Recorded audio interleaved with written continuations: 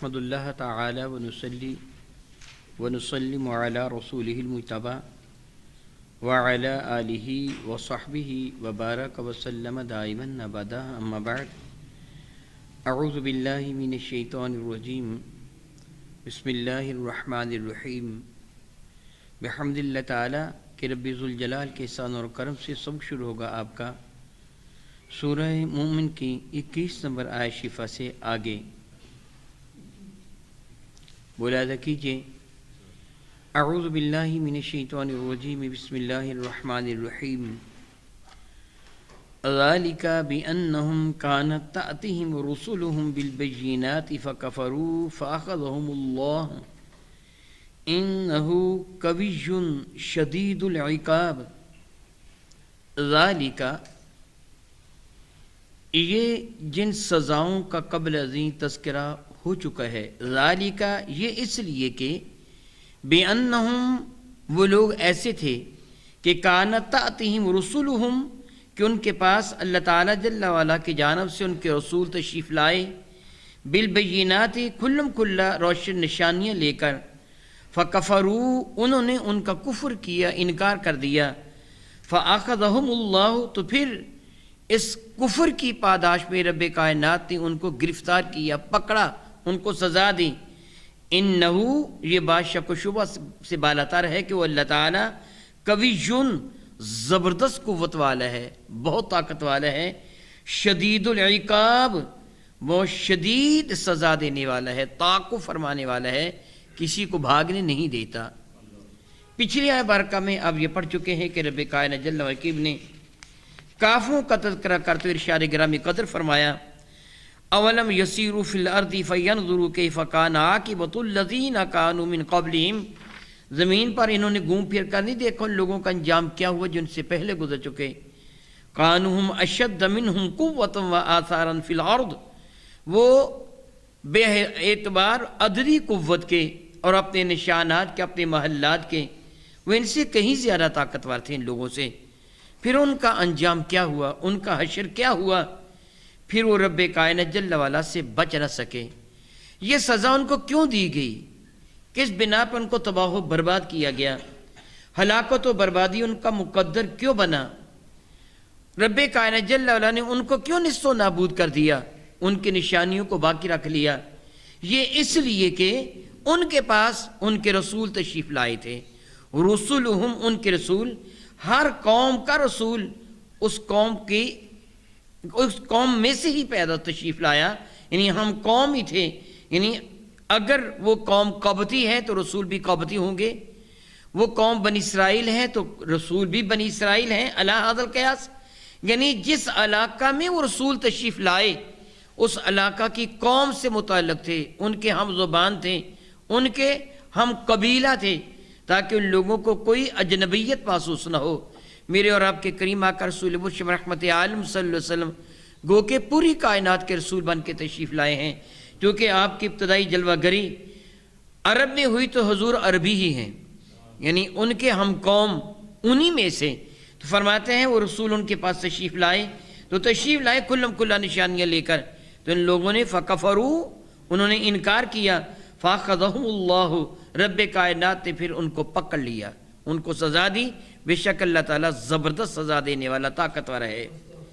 وَلَقَدْ أَرْسَلْنَا اب ایک مثال بیان فرمائی جا رہی ہے، بطور تمثیل سمجھو، اور البتہ تحقیق ہم نے وَلَقَدْ أَرْسَلْنَا مُوسَىٰ بِآيَاتِنَا وَسُلْطَانٍ مُبِينٍ، پہلے تذکرہ ہوا ان قوموں کے پاس رسول بھیجے گئے، ان قوموں نے نافرمانی کی۔ اب دیکھو موسیٰ کلیم اللہ تشریف لائے تھے، فرماتا ہے وَلَقَدْ أَرْسَلْنَا ہم نے بھیجا، البتہ تحقیق موسیٰ کلیم اللہ کو، بِآیاتنا اپنی جانب سے دلائل دے کر، وَسُلْطَانٍ مُبِينٍ اور کھلم کھلا معجزات عطا فرما کر ہم نے ان کو بھیجا تھا۔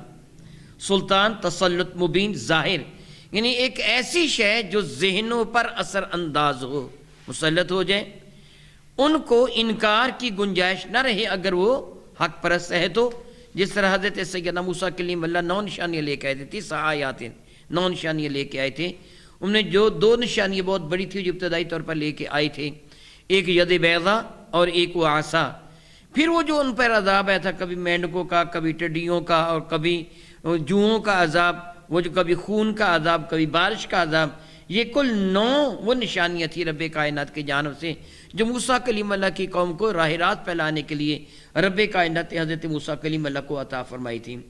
حضرت سیدنا موسیٰ کلیم اللہ ابتدائی طور پر یہ 2 معجزات ید بیضاء اور عصا لے کر فرعون لعین اور اس کی قوم کے سامنے تشریف لائے تھے۔ رب ذوالجلال شاہ فرماتے ہیں وَلَقَدْ أَرْسَلْنَا مُوسَىٰ بِآيَاتِنَا وَسُلْطَانٍ مُبِينٍ، اور البتہ تحقیق ہم نے بھیجا موسیٰ کلیم اللہ کو اپنی جانب سے ہم نے نشانی عطا فرما کر اور روشن سند کے ساتھ الی فرعون و حامان و قارون۔ رب کائنات نے 3 بڑے بڑے کافروں کا نام لیا، ان کی قوم اس کے تحت آ گئی، اور وہ جس طرح قبل ہی آپ سن چکے ہیں کہ بڑے لوگوں کے پاس بھیجا، وہ قوت والے بھی تھے، طاقتور بھی تھے، صاحب ثروت بھی تھے، وہ صاحب اختیار بھی تھے، لیکن ان کا انجام کیا ہوا؟ ان میں سے ایک یہ مثال فرعون کی جانب بھیجا جو کہا کرتا تھا نہ ربکم الاعلی، میں ہی کائنات پہ سب سے بڑا رب ہوں۔ حامان جو اس کا وزیر تھا، اس کی ساری سلطنت کا جو کاروبار چلتا تھا وہ حامان کے سر پر تھا۔ وہ قارون وہ شخص کہ جس کے خزانوں کی کنجیاں اٹھانے کے لیے ایک جماعت اونٹوں کی درکار ہوا کرتی تھی، جس کے خزانوں کو گنا نہیں جا سکتا تھا، لاتعداد رقوم کا مالک، سونے چاندی کا مالک، فرعون اختیارات کا مالک، جس کے اشارے ابرو پر بے گناہوں کی گردنیں اڑا دی جاتی تھیں، لوگ جسے سجدہ کرتے تھے اور وہ خود کو رب کہلواتا تھا۔ فرماتے رب کائنات فرعون کی جانب، حامان کی جانب اور قارون کی جانب، فقالو، ان بدبختوں نے معجزات کو دیکھ کر کے کہا ساحر کذاب، استغفر اللہ ربی، ساحر، یہ تو جادوگر ہے۔ اور قوم کی سب سے بڑی اہم ترین شخصیت جس کو رب کائنات نے سچائی کا حامل بنا کے بھیجا تھا موسیٰ کلیم اللہ، ان کے لیے کہنے لگے کذاب، کاذب نہیں، کذاب، بہت بڑا جھوٹا، مبارک کا صیغہ ہے، چھوٹا جھوٹا نہیں، عام جھوٹا نہیں، بہت بڑا جھوٹا اور بہت بڑا یہ جادوگر۔ الیاذ باللہ تعالی ثم الیاذ باللہ تعالی، جادوگر کافر ہوتا ہے۔ معاذ اللہ تعالیٰ، میں اللہ تعالیٰ سے معافی مانگتا ہوں، جملہ کہتے ہوئے مجھے حیا محسوس ہو رہا ہے۔ جھوٹے پر اللہ تعالیٰ جو فرماتا ہے آپ سارے کے سارے جانتے ہیں، جھوٹے کے لیے اللہ تعالیٰ جو فرماتا ہے۔ اور جادوگر کافر ہوتا ہے۔ ان خبیث لوگوں نے اللہ تعالیٰ کے برگزیدہ نبی پر کتنا بڑا الزام لگایا، کتنا بڑا الزام لگایا۔ وہ شخصیت جو ان کے پاس سراپا رحمت بن کے تشریف لائی تھی، جس کے صدقہ سے رب کائنات ان کی راہوں کو آسان فرمانا تھا، ان پر رحمتوں کا نزول فرمانا تھا، اس شخصیت لیے اتنا بڑا جملہ کہہ دیا، اتنا بڑا جملہ کہہ دیا، اللہ یعوذ باللہ تعالی ثم اللہ یعوذ باللہ تعالی۔ پھر ہوتا کیا ہے؟ میرے نبی فرماتے انہم اللعن شین لیسا لہو بأہل رجعت اللعنت علیہ، پھر اگر کوئی کسی ایسے پہ لعنت کرے گا جو قابل لعنت نہیں تو لعنت لوٹ کر لعنت کرنے والے پر آ جائے گی۔ اس اعتبار سے وہ قوم خود برباد ہوگی جس نے نبی کی شان میں اتنی بڑی گستاخی بکی تھی۔ رب ذوالجلال فرماتے ہیں فلما جاءہم بالحق، جب ان کے پاس، سیدنا موسیٰ کلیم اللہ کی بارہ فرماتا ہے کہ فلما جاءہم، جب وہ ان کے پاس تشریف لائے، بالحق، حق لے کر تشریف لائے، من عندنا، ہماری جانب سے، ہماری طرف سے حق لے کے تشریف لائے، تو استغفر اللہ تعالیٰ، قالو، ان بدبختوں نے کیا کہا؟ قالوا قتلوا ابناء الذین آمنوا، انہوں نے کہا کہ ایمان والوں کے لڑکوں کو قتل کر دو، معہو، ان کے ساتھ جو ایمان لے کے آئے ہیں، جو موسیٰ پر ایمان لے کے آئے ہیں۔ قالوا قتلوا ابناء الذین آمنوا معہو، جو موسیٰ پر ایمان لے کے آئے ہیں سب کے لڑکوں کو قتل کر دو، واستحیوا نساءہم، اور ان کی عورتوں کو زندہ رکھو۔ لڑکوں کے مقابلے میں بیٹیوں کا ذکر ہونا چاہیے تھا، بیٹیوں کی بجائے عورتیں کہا گیا ہے، اس لیے کہ وہ بیٹیاں کل کو عورتیں ہی بن جانے والی تھیں۔ اس عورت کی، نہ معاذ اللہ تعالی، اس قوم کی، استغفر اللہ ربی من کل ذنب، بات کہتے ہوئے بھی شرم آتی ہے، اس قوم کی حالت کیا ہوگی جس قوم کے سارے مرد قتل کر دیے جائیں اور ان کی عورتیں جوان ہوں، مرد کوئی بھی نہ ہو، پھر ان کا محافظ کون ہوگا؟ ان کی عزت و ناموس کا محافظ کون ہوگا؟ ان خواتین ہی کو سب کچھ کرنا ہوگا، گھر کا کام کاج بھی اور بازاروں میں جانا بھی۔ پھر اگر کوئی شرارت کرے تو کون اس کا ہاتھ روکے گا؟ مرد تو سارے قتل ہو چکے ہیں، صرف عورتیں ہی باقی رہ گئی ہیں۔ ربی کی فرماتے ہیں ان فی ذالک بلاء من ربکم عظیم، اے بنی اسرائیل والو، اس پہ تمہارے لیے رب کائنات کے جانب سے ایک بہت بڑی آزمائش تھی۔ جس قوم کے لڑکوں کو قتل کر دیا جائے اور لڑکیوں کو زندہ رکھا جائے، مردوں کو قتل نہیں کیا گیا تھا، آئندہ نسل کو ختم کرنے کی کوشش کی گئی تھی، اس لیے مردوں کو قتل نہیں کیا گیا تھا کہ مرد ان کی نوکری کرتے تھے، ان کی چاکری کرتے تھے، ان کے ملازم تھے، ان کے گھروں کی صفائی کرنا، ان کی گندگی کو اٹھا کے جنگل میں پھینک کے آنا، ان کی معاذ اللہ تعالیٰ خدمت کرنا اور ہر طرح کی ذلت برداشت کرنا، یہ بنی اسرائیل کا مقدر تھا۔ ربی کی فرماتے ہیں کہ ان کے مردوں کو زندہ رکھو، لڑکوں کو قتل کر دو اور ان کی عورتوں کو بھی زندہ رہنے دو، لڑکیوں کو بھی زندہ رکھو۔ وما کید الکافرین الا فی ضلال، وما کید الکافرین، اور نہ ہوا کافروں کا مکر، الا فی ضلال، مگر رائے گاں، بیکار، راہ سے بھٹکا ہوا۔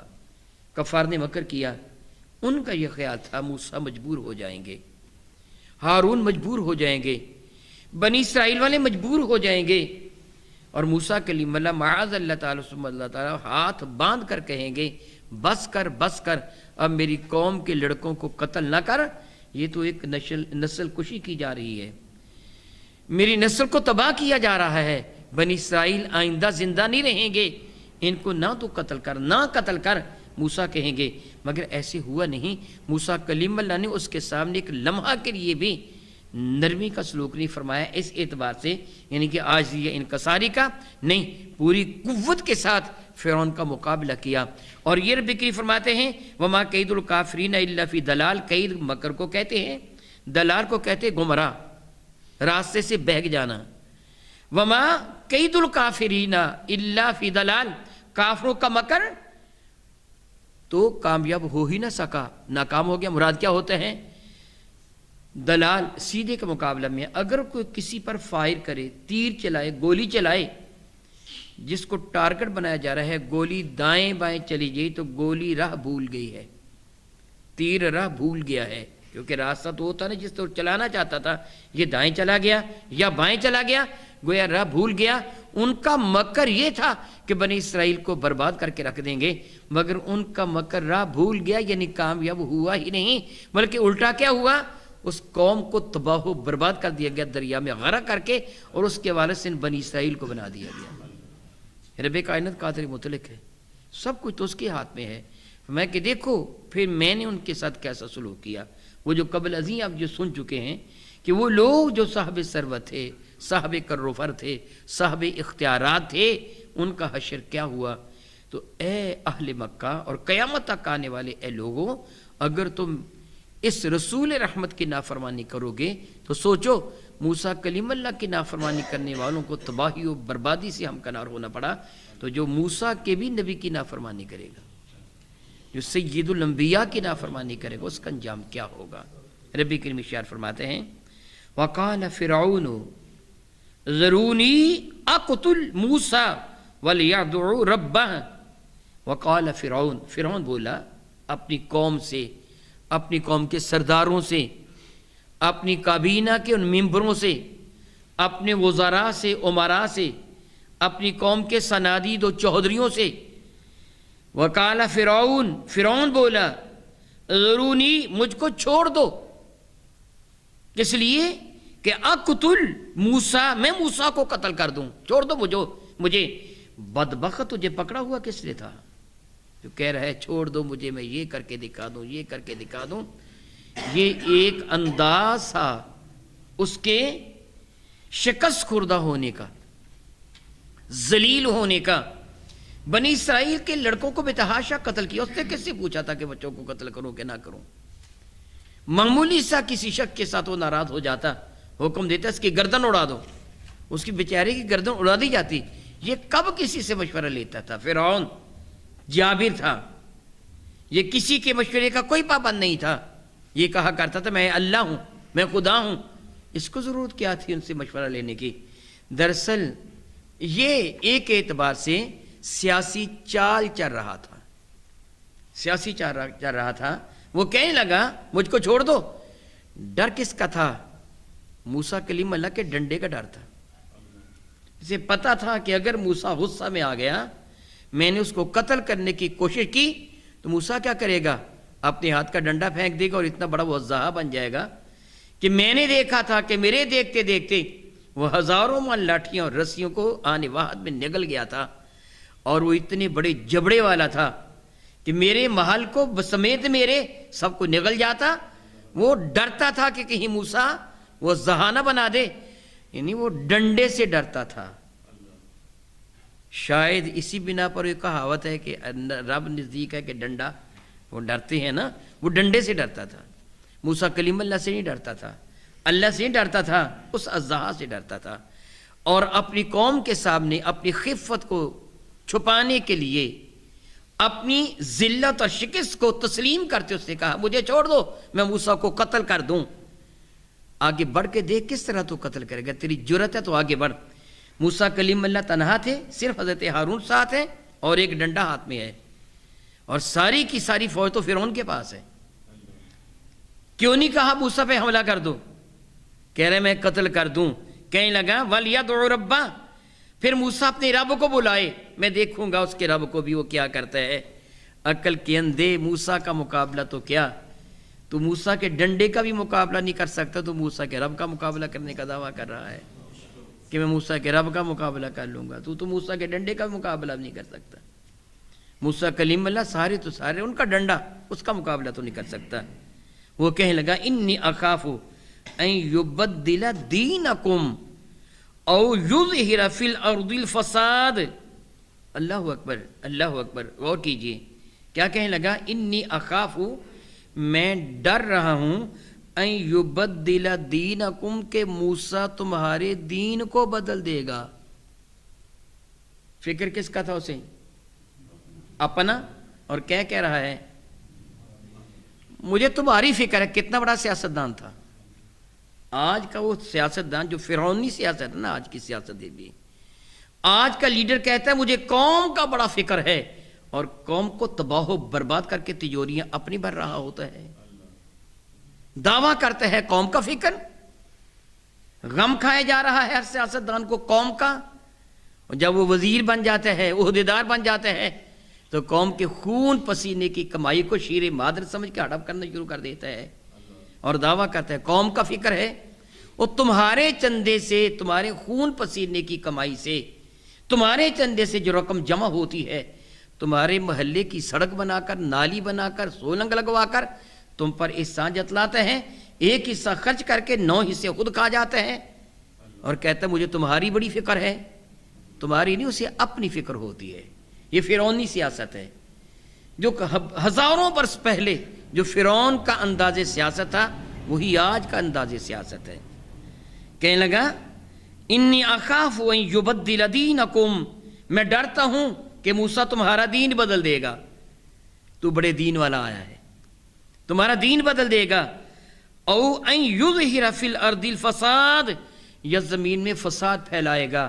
یہی حال ہے آج بھی ان عامروں کا، جب کوئی ان پر تنقید کرتا ہے، ان کے جرم کا تذکرہ کرتا ہے، تو تنقید کرنے والے کو فسادی قرار دے کے گرفتار کروا دیتے ہیں، کہتے اس کو جیل کی کوٹھی میں ڈال دو، اس کی جرت کیسے ہے کہ ہم پر تنقید کرے۔ کوئی بھی ہے نا، آپ اچھی طرح جانتے ہیں، کچھ کہنے کی ضرورت نہیں ہے۔ جو بھی سیاستدان آیا، جو بھی برسر اقتدار آیا، جب اس کے برے کاموں پر اس پہ تنقید کی گئی، اسے تنبیہ کی گئی، اس کی سرزنش کی گئی، بجائے اس کے کہ سلجھتا مزید الجھتا چلا گیا۔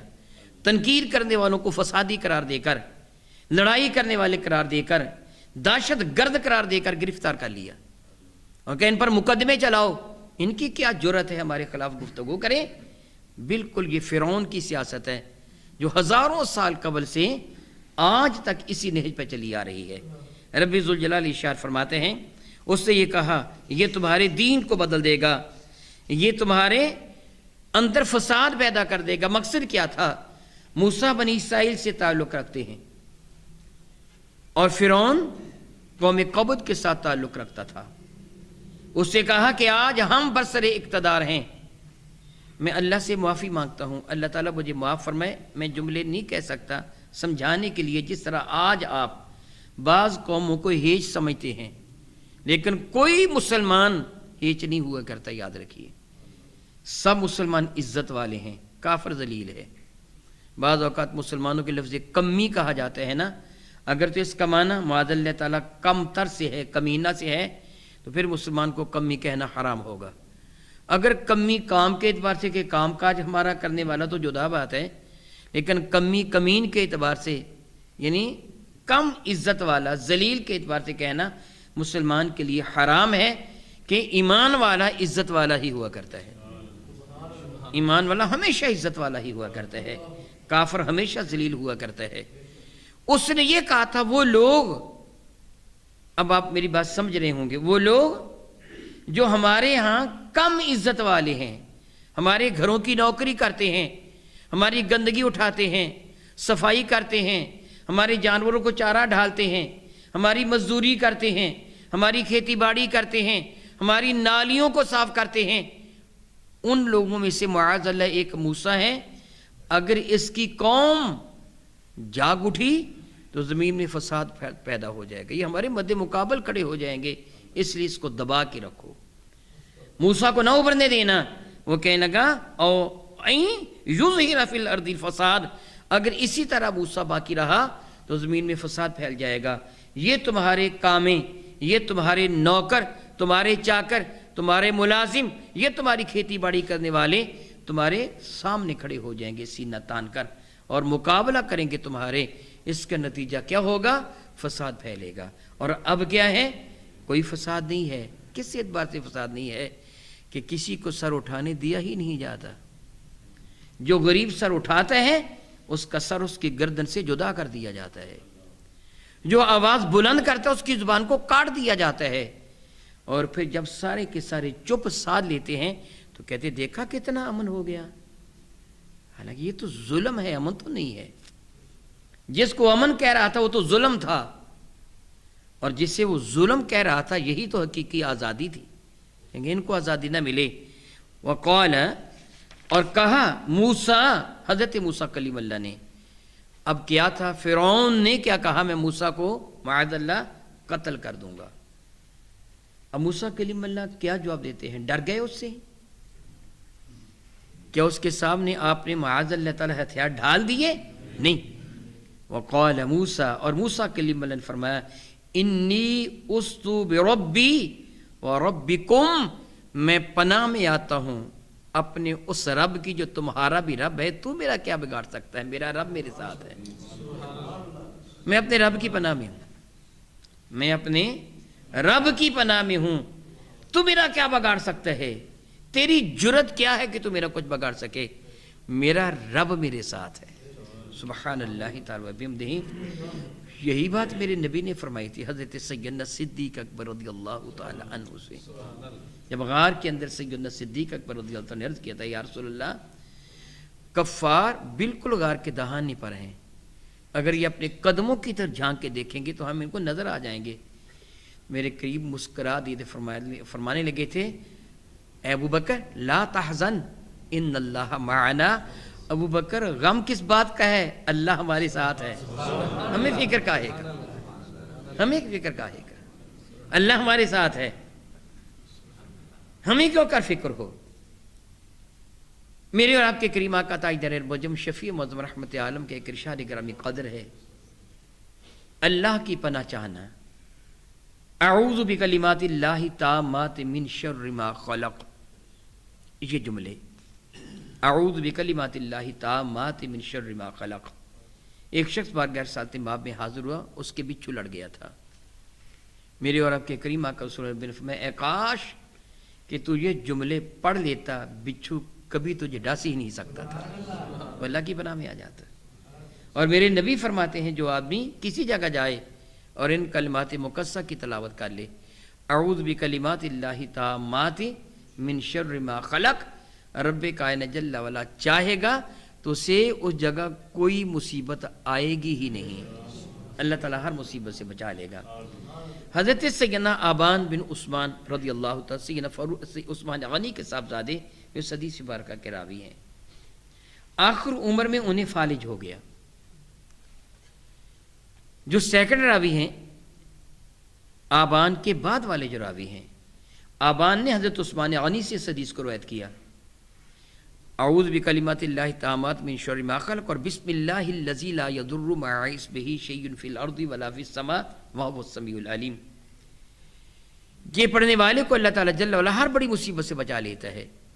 آبان کو آخر عمر میں فالج ہو گیا، تو جو اگلا راوی ہے نا تیسرے نمبر پہ آنے والا، پہلے نمبر پہ فرسٹ ہے سیدنا عثمان غنی، سیکنڈ ہے ان کے بیٹے آبان، اور جو تھرڈ راوی ہیں وہ ان کے پاس آئی، انہوں نے دیکھا کہ آبان کو تو فالج ہو گیا، حیرانی کے ساتھ ان کی جانب دیکھا کہ یہ تو کہتے تھے جو یہ پڑھ لیتا ہے اسے کوئی مصیبت آتی نہیں، کو فالج ہو گیا۔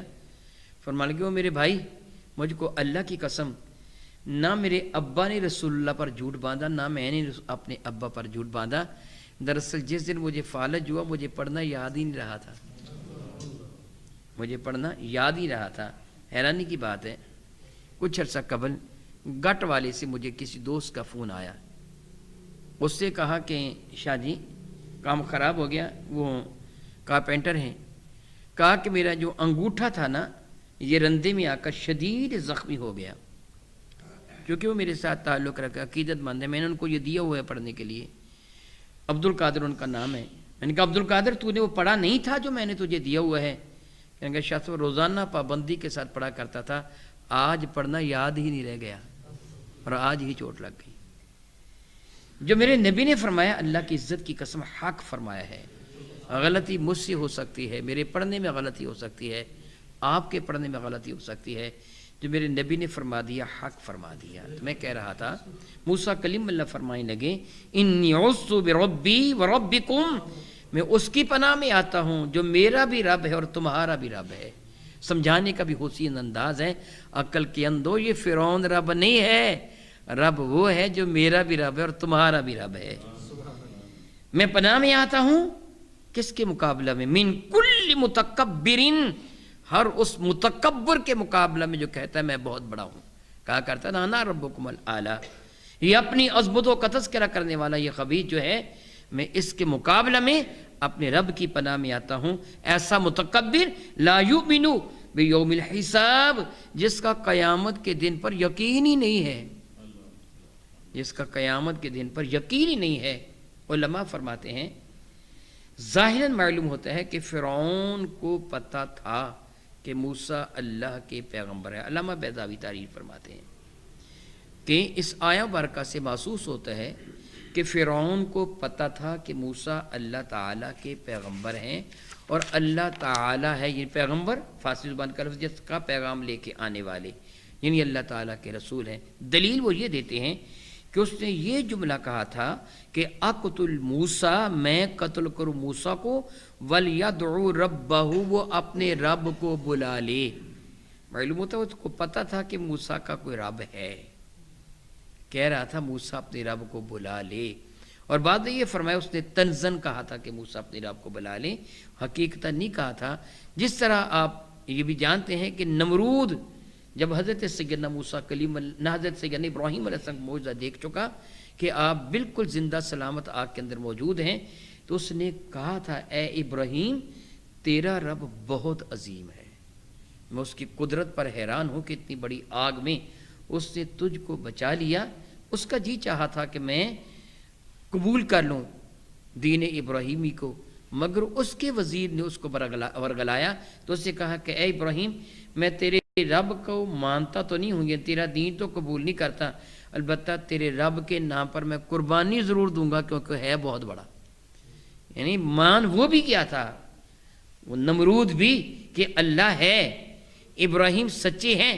اسی طرح اس کو بھی خبیث کو پتہ تھا کہ موسیٰ بھی سچے ہیں اور ان کا رب بھی ہے، اور وہ بھی سچا رب ہے، میرا رب بھی وہی ہے، لیکن وہ اپنی عزت بچانے کی خاطر یہ سب کچھ کر رہا تھا کہ اس نے یہ کہا کہ میں ایسے ایسے کر کے رکھ دوں گا. تو موسیٰ کلیم اللہ نے کہا کہ میں تیرے مقابلہ میں اپنے رب کی پناہ میں آتا ہوں، صرف تجھے سے ہی نہیں بلکہ ہر اس خبیث شخص سے جو متکبر ہے، جو قیامت کے دن پر یقین نہیں رکھتا. او کما قال اللہ تبارک و تعالی واللہ تعالی اعلم باسرار کتابہ.